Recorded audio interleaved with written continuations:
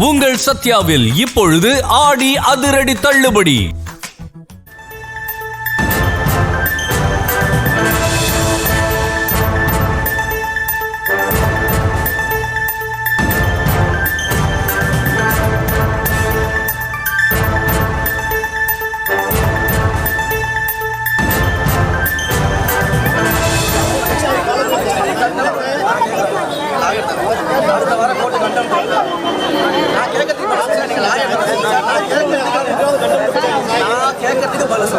அடுத்த வாரம் கோர்ட்ல கண்டெம்ட் வருதுல்ல, கண்டெம்ட் கோர்ட்ல போட்டா ஒரு கவர்மெண்ட் என்ன பண்ணுவாங்க? கவர்மெண்ட் அவங்க கண்டெம்ட்டுக்கு என்ன பண்ணுவாங்க? நீங்க சொல்றது வழக்கு, கண்டெம்ட் என்ன பண்ணுவாங்க?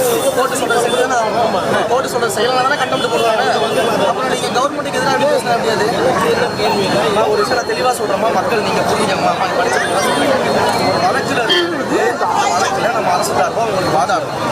உத்தரவே அரசாங்கம் வந்து மீறுது, கோர்ட் உத்தரவு அரசாங்கம் ஃபாலோ பண்ண மாட்டேங்குது, திரும்ப போய் கண்டெம்ட் போறாங்க. அப்போ கோர்ட் என்ன பண்ணுவாங்கன்னா, நான் சொல்றது செய்யாம அரசாங்கம் என்ன பண்ணுது, ஏன் இன்னும் அவங்க வெளியேற்ற சொல்லி கோர்ட்டு கேட்பாங்க. அந்த கண்டெம்ட் தான் அடுத்த வாரம் வரும். அதுக்கு தான் எங்கள் லீகல் டீமில் நான் லாயர்ஸ் கிட்ட சொல்கிறேன். நான் வரும்போது பேசுகிறேன், 4 நாள் மேலே நான் பேசுகிறேன். நான் போலீஸ் அப்படின்னு நான் சொல்லியிருக்கேன். என்ன அப்படின்னா, அந்த இடத்துல இவங்க எதிர்ப்பு பண்ணாமல் ஸ்டே ஆர்டர் வாங்குறதுக்கு ஏதாவது காசு இல்லை, அவர் மட்டும் அங்கே எப்படி பண்ணாமல் வச்சிருக்காரு. அது புரியுத மாற்றக்காரங்க அந்த இடத்துல எப்படி ஏன்னா படிச்சுக்கலாம். 2 வருஷம் 2018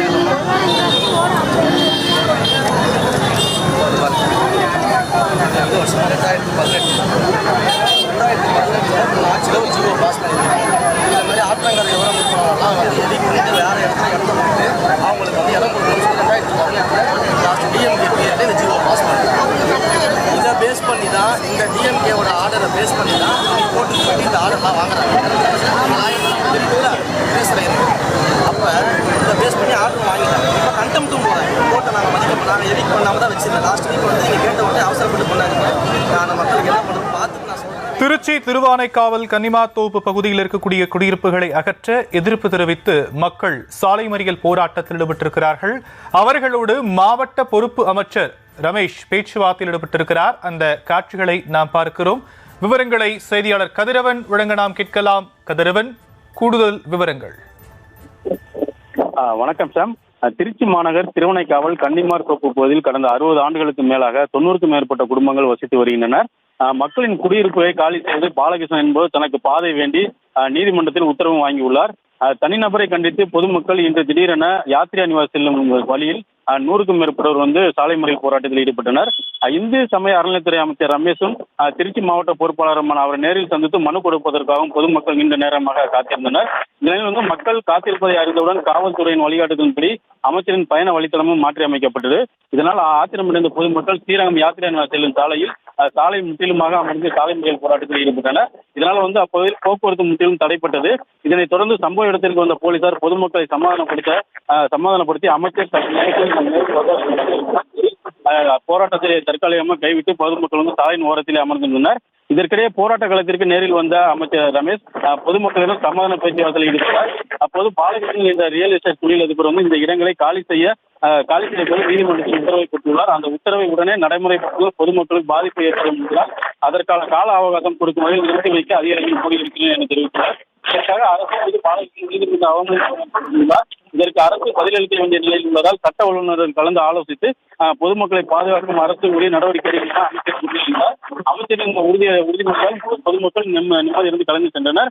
60 ஆண்டுகளுக்கு மேலாக இப்பகுதியில் வாழும் 90க்கும் மேற்பட்ட குடும்பங்களுக்கு சாலை வசதி போடப்பட்டுள்ளது, கழிவறை வசதி செய்து கொடுக்கப்பட்டுள்ளது. அதே போல மாநகராட்சி சார்பில் குடிநீர் வசதியும் செய்து கொடுக்கப்பட்டுள்ளது.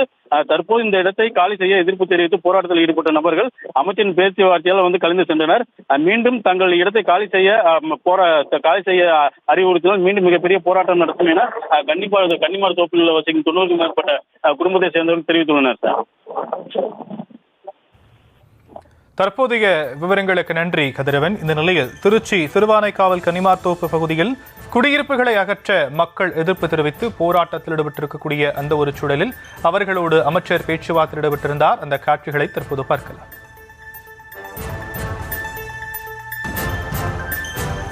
நம்ம இப்போதைக்கு கொடுக்கல, ஏன்னா இது கோர்ட்ல இருக்கக்கூடிய கேஸ்.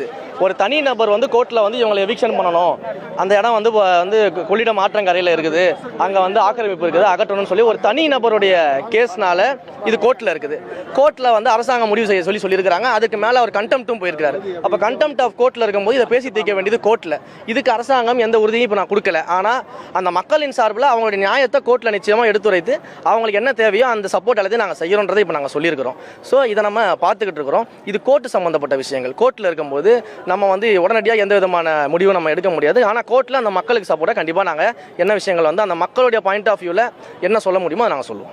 50 வருஷத்துக்கு மேலே நாங்கள் அங்கே இருக்கோம். ஒருத்தர் காண்டி இந்த பாலகிருஷ்ணங்கிறவர் வழக்கு பதிவு பண்ணியிருக்காரு. அவருக்கு பாதை வேணும்னா அது கவர்மெண்ட்ட போகணும். பாதை கொடுக்கலன்னு இத்தனை 60 வீடியோ எடுக்கணுங்கிறாங்க சார். நாங்கள் சொல்லுங்க, புள்ளக்குடிங்களை வச்சு நாங்கள் எங்கே போய் இப்போ நீங்கள் இடிக்கிற 15 நாள் இடிக்கணும் ஒரு இடத்த கொடுத்துருவீங்க. அந்த இடத்துல போய் கரண்ட் இல்லாமல் தண்ணி இல்லாமல் நீங்கள் எப்படிங்க சார் வாழ்வாதாரம் பண்ண முடியும்? பிள்ளைங்க இங்கே படிக்குது, நாங்கள் செங்கசூல் இது பயன்படுத்தி தான் நாங்கள் சம்பாதிக்கிறோம். 5-10 வச்சுட்டு நாங்கள் எப்படிங்க சார் போராட முடியும்? இந்த இடம் தான் பாதைக்கு கேட்டுறாங்க. இதுக்கு பின்னால தான் இடத்துக்காரவங்க இடம் இருக்கு. அந்த ஒரு இடத்துக்காக இந்த தெருவே காலி பண்ணி சொல்லி பாதைக்கு கேட்கறாங்க. ஆளே இல்லாதவங்க பேர்ல கேஸ் போட்டு எப்படி ஜட்ஜ்மெண்ட் வந்துச்சுன்னே எங்களுக்கு தெரியல. அதை வச்சு தான் 5 நாள் எங்களை இடிச்சு காலி பண்ணி கொடுங்கன்னு சொல்றாங்க. புதுசா நாங்க எங்க சார் போய் குடியிருக்க முடியும்? கவர்மெண்ட்லயும் சொல்லியாச்சு, நிறைய வாட்டி கலெக்டர் ஆபீஸ்ல நோட்டீஸ் கொடுத்தாச்சு, மாநகராட்சியில கொடுத்தாச்சு. அந்த ஒரு தனி நபருக்காக எப்படி சார் வழக்கு போட்டு ஜெயிச்சாங்க? என்ன உங்கள் சத்யாவில் இப்பொழுது ஆடி அதிரடி தள்ளுபடி.